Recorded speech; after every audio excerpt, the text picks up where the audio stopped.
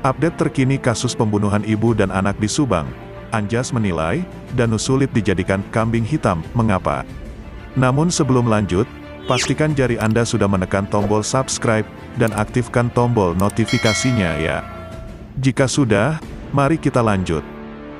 Pasca saksi Yoris pindah kuasa hukum, dari Ahmad Taufan ke kuasa hukum Rohman Hidayat, nampaknya saksi Danu menjadi merasa sendirian menghadapi pengungkapan kasus pembunuhan ibu dan anak di Subang tersebut.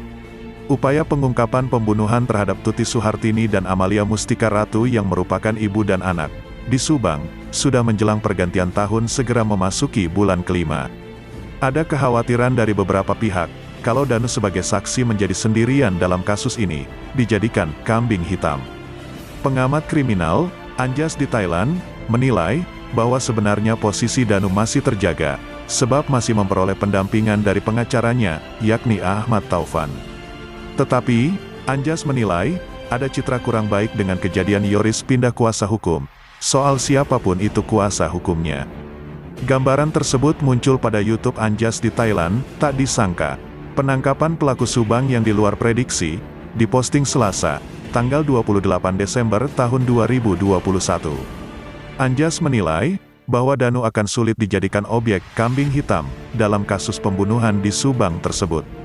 Karena, kata Anjas, bahwa Danu sudah memiliki pengacara atau kuasa hukum, sehingga akan terhindari kondisi yang mengganggu hak azasinya. Bahkan, kata Anjas pula, Danu tetap terhindar dari pemeriksaan dengan cara kekerasan, di mana hal tersebut sudah tak mungkin dilakukan pada zaman sekarang. Menurut Anjas, siapapun yang sudah punya kuasa hukum, khususnya dalam kasus pembunuhan di Subang ini juga akan sama-sama sulit dijadikan kambing hitam. Kalau para saksi sudah memiliki pengacara, kemungkinan menjadi kambing hitam akan sangat kecil, ucap Anjas.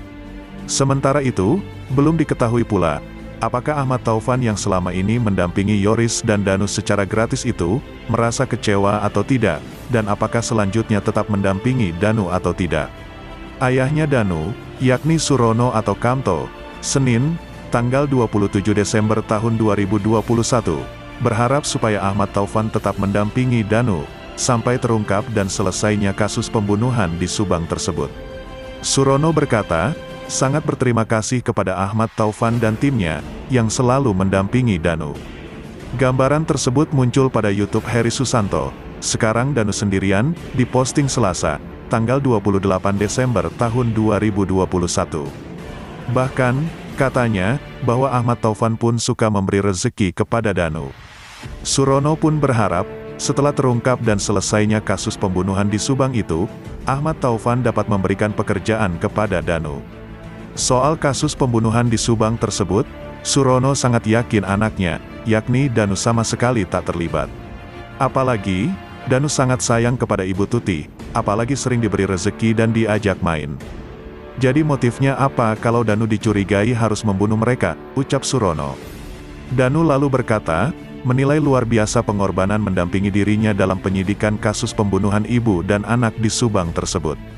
Surono pun mengatakan, bahwa terjadinya kasus pembunuhan terhadap Tuti Suhartini dan Amalia Mustika Ratu tersebut, cukup mengganggu aktivitas dirinya, sehingga tertunda mencari rezeki ke Jakarta. Menurut Surono, dirinya menjadi sering tinggal di Subang, apalagi kalau Danu ada jadwal ditanya oleh pihak kepolisian guna mengungkap kasus tersebut. Pada kesempatan tersebut, Heri Susanto berkata, dirinya dahulu mencarikan kuasa hukum bagi Yoris dan Danu, atas permintaan Lilis, saudaranya korban Tuti Suhartini dan Amalia Mustika Ratu. Tuti Suhartini dan Amalia Mustika Ratu ditemukan meninggal dalam keadaan sudah tak berbusana dalam bagasi mobil Toyota Alphard yang berada di garasi rumah tersebut, pada tanggal 18 Agustus tahun 2021. Pembunuhan ibu dan anak tersebut, awalnya ditemukan kejadian rumah berantakan, kabarnya diketahui Yosep yang merupakan suami Tuti Suhartini dan ayah Amalia Mustika Ratu pada pagi hari. Weskatu itu, Yosep belum mengetahui ada pembunuhan, sebab mengira ada penculikan di rumahnya. Ketika itu, Yosep baru pulang dari istri mudanya, yakni Mimin di Cijengkol. Adapun diketahuinya Tuti Suhartini dan Amalia Mustika Ratu sudah meninggal, setelah ada yang melihat sebuah kaki pada mobil Toyota Alphard pada garasi rumah itu. Yosep ialah pendiri Yayasan Bina Prestasi Nasional yang mengelola SMP dan SMKS Nasional di Serang Panjang. Sedangkan Tuti Suhartini ialah bendahara dan Amalia Mustika Ratu menjadi sekretaris yayasan tersebut.